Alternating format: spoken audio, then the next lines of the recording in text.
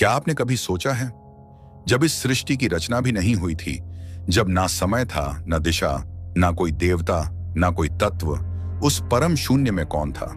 वो कौन था जो स्वयं अनादि है, जिसे किसी ने नहीं रचा, जो स्वयं में ही संपूर्ण है?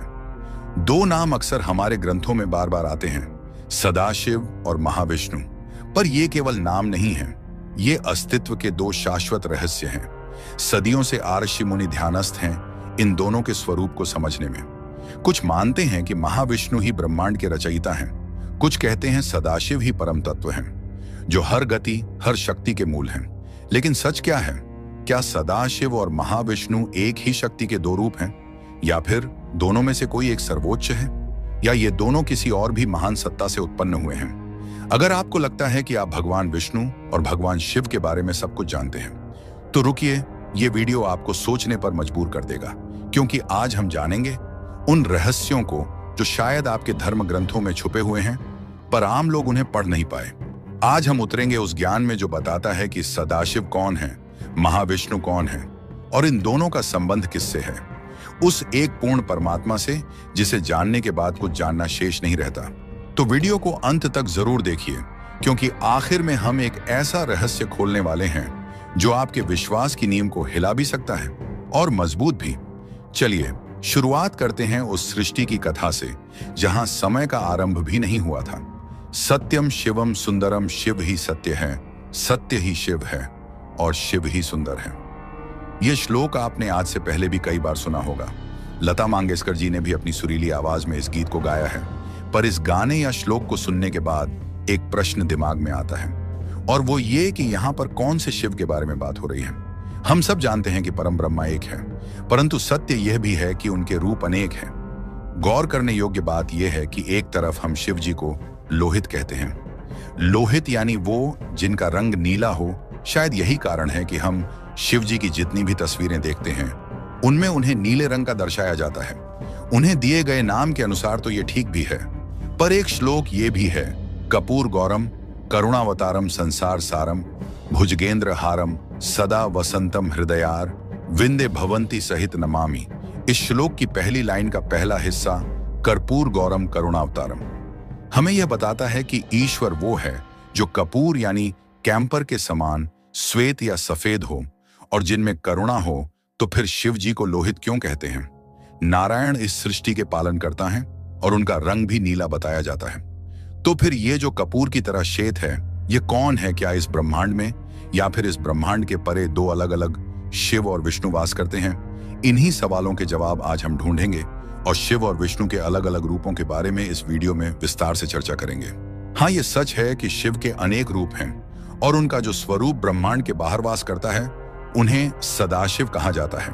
और शिव तत्व का यह रूप आपके और हमारे भोलेनाथ से बिल्कुल अलग है, जिन्हें हम शिव कहते हैं। हमारे भोले भंडारी वास्तव में सदाशिव के एक रूप जो ब्रह्मांड पर वास करते हैं। इनका घर, या यूं कहें कि इनका निवास स्थान कैलाश माना जाता है, और उनकी पत्नी माता पार्वती है। और इनके दोनों पुत्रों गणेश और कार्तिक के बारे में हम सभी जानते हैं। इससे पहले कि आपकी कंफ्यूजन इन दोनों फॉर्म्स को लेकर के बढ़े, मैं आपको बता दूं कि शिव तत्व एक ही है, पर इस तत्व या एनर्जी को मल्टीपल फॉर्म्स में डिवाइड किया जाता है। वैसे तो शिव तत्व के कई फॉर्म्स हैं, पर मोस्टली हमें इन तीनों फॉर्म्स का जिक्र देखने को मिलता है। पहला सदाशिव, दूसरा रुद्र, ये 11 होते हैं, और तीसरा शिव जिन्हें हम सब भोलेनाथ कहते हैं और जिनकी हम सब पूजा करते हैं, और ये भी 11 रुद्र में से एक माने जाते हैं। सदाशिव वो हैं जिन्हें कर्पूर गौरम कहा जाता है, अर्थात जो कपूर की तरह सफेद है। इन्हें अल्टीमेट फॉर्म में शिव भी कहा जाता है। ऐसा माना जाता है कि सदाशिव के 5 शीश या सर होते हैं, जिन्हें अलग अलग नामों से जाना जाता है। इनके नाम है सदैव, जात, वामदेव, अघोर, तत्पुरुष और ईशान। पहला सर सद्योजत कहलाता है, जो क्रिएशन में इवॉल्व होता है, यानी जो सृष्टि या ब्रह्मांड का सृजन करता है।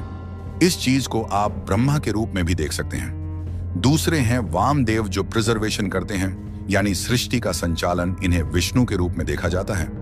तीसरे हैं अघोर, जिन्हें रोदर कहा जाता है, जो डिस्ट्रक्शन करते हैं या सृष्टि के संहार करते हैं। चौथा है तत्पुरुष। तत्पुरुष शिव जी को ही कहा जाता है, जो कोन सेल या हाइड करते हैं, जिसे तिरोभाव कहा जाता है। और पांचवा है ईशान, जो कि खुद सदाशिव। ये 5 रूप 5 अलग अलग एक्टिविटीज में इन्वॉल्व होते हैं, जिन्हें 5 कृत्य कहा जाता है। ये कृत्य है सृष्टि पालन, संहार, तिरोभाव और अनुग्रह। ऊपर दिए गए डिस्क्रिप्शन के हिसाब से आप समझ गए होंगे कि कौन सा काम किस रूप के द्वारा किया जाता है। सदाशिव की पत्नी महागायत्री को माना जाता है, जिन्हें देवी पार्वती का विस्तृत स्वरूप भी माना गया है। ऐसा माना जाता है कि सदाशिव मैनिफेस्टेशन के जरिए अपने फॉर्म्स क्रिएट करते हैं और वो सब अपने अपने कार्यों का निर्वाह करते हैं। ब्रह्मा, विष्णु, महेश, रुद्र इत्यादि ये सब सदाशिव के मैनिफेस्टेड फॉर्म्स माने जाते हैं। साउथ लाइट में आपको सदाशिव का एक डाइवर्ट फॉर्म या एक विस्तृत रूप देखने को मिलता है, जिन्हें महा सदाशिव कहा जाता है, जिनके 25 सर होते हैं, 50 सर और 75 आंखें होती हैं। ये रूप साउथ रीजन में काफी पॉपुलर है, हालांकि नॉर्थ में काफी कम लोग इस रूप के बारे में जानते हैं। ऐसा माना जाता है कि इस विराट रूप के दर्शन के लिए सभी ब्रह्मांड के सभी देवता आते हैं। उस समय इतनी भीड़ होती है कि आपस में ही एक दूसरे से टकराने लगते हैं। शिव पुराण या अन्य शिव स्रोतों में आपको सदाशिव और उनके अन्य रूपों के बारे में डिटेल इंफॉर्मेशन मिल जाएगी। यदि आप इस विषय में अधिक जानना चाहते हैं तो इन्हें पढ़ सकते हैं। अब आगे बढ़ते हैं और बात करते हैं श्री हरि विष्णु की और जानते हैं कि इनके क्या क्या रूप और स्वरूप है। विष्णु को भी आमतौर पर 3 रूप में डिवाइड किया जाता है। पहला महाविष्णु, दूसरा गर्भ, बोधकशाय विष्णु और तीसरा शिरोधार्य परों। इन रूपों की अपनी अलग अलग इंपॉर्टेंस और उनके काम भी अलग अलग हैं। पहले हैं महाविष्णु, जिन्हें कारणोदक शाई विष्णु भी कहते हैं। विष्णु जी का ये फॉर्म सदाशिव की तरह होता है। इसे अल्टीमेट फॉर्म ऑफ विष्णु भी कहा जाता है। कारण है ऑक अर्थात समुद्र या ओशियन, शय अर्थात सैन या सोना। जो विष्णु करण सागर में वास करते हैं या वहां सैन करते हैं, उन्हें महाविष्णु या कारणोदक शही विष्णु कहा जाता है। ऐसा माना जाता है कि महाविष्णु जब भी सांस छोड़ते हैं तो उनके हर एक रोम चित्र से एक यूनिवर्स का जन्म होता है। वहीं महाविष्णु जब यह सांस अंदर लेते हैं तो सारे ब्रह्मांड उनमें समा जाते हैं। इस समय ब्रह्मांड का लगातार विस्तार हो रहा है, तो ऐसा माना जाता है कि वो समय है जब महाविष्णु अपना श्वास छोड़ रहे हैं। वहीं जब भी महाविष्णु अपने श्वास अंदर लेंगे, हम एक क्षण में खत्म हो जाएंगे। इसे आपको मल्टीवर्स के कॉन्सेप्ट के बारे में भी पता चलता है। विष्णु का दूसरा रूप गर्भ धारण देव का जन्म माना गया है कि यहीं से ब्रह्मांड की उत्पत्ति होती है, इसलिए इसे वोम या गर्भ की तरह देखा जाता है। विष्णु जी का तीसरा फॉर्म है शिरोधार्य शयी। विष्णु जो क्षीर सागर में वास करते हैं, जो ध्रुव लोक में बसे एक ग्रे श्वेत द्वीप के क्षीर सागर यानी मिल्क ओशियन में वास करते हैं और वहां पर सैन करते हैं। हम और आप जिन भगवान विष्णु की पूजा करते हैं वो शिरोदकसाय विष्णु हैं और धरती पर आने वाले सारे अवतार भी शिरोदकसाय विष्णु के ही होते हैं। हम और आप जो छवि देखते हैं जहां विष्णु जी एक समुद्र में सैन कर रहे हैं और देवी लक्ष्मी और शेषनाग उनके साथ हैं, वो छवि वास्तविकता में शिरोधार्य शयी विष्णु जी की ही है।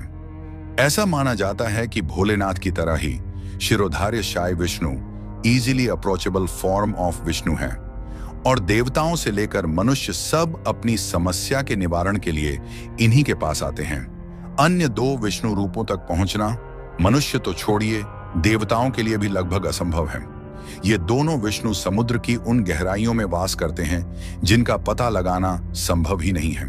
तो साथियों, अब जब आपने जाना सदाशिव और महाविष्णु का रहस्य, तो क्या अब भी आप यही सोचते हैं कि ये 2 अलग शक्तियां हैं, या फिर क्या ये एक ही अनंत सत्ता के 2 प्रतिबिंब हैं? हमने उस अज्ञात की एक झलक देखी है, पर यह तो सिर्फ शुरुआत है, क्योंकि असली सवाल अभी बाकी है।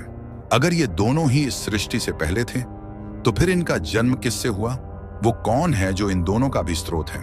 क्या वो पूर्ण परमात्मा कोई और है? और यही है वो रहस्य जो हम आने वाले हमारे अगले कुछ वीडियो में उजागर करेंगे। तो अगर आपको यह वीडियो ज्ञानवर्धक लगा तो इसे लाइक करें, शेयर करें और चैनल को सब्सक्राइब करना ना भूलें। घंटी का बटन जरूर दबाएं, क्योंकि अगली बार हम बात करेंगे पूर्ण ब्रह्म कौन है। क्या वेद, पुराण और गीता उसी की ओर इशारा करते हैं? अंत तक बने रहने के लिए धन्यवाद। आपका हर कदम आपको परम सत्य के और पास लाए, यही कामना है।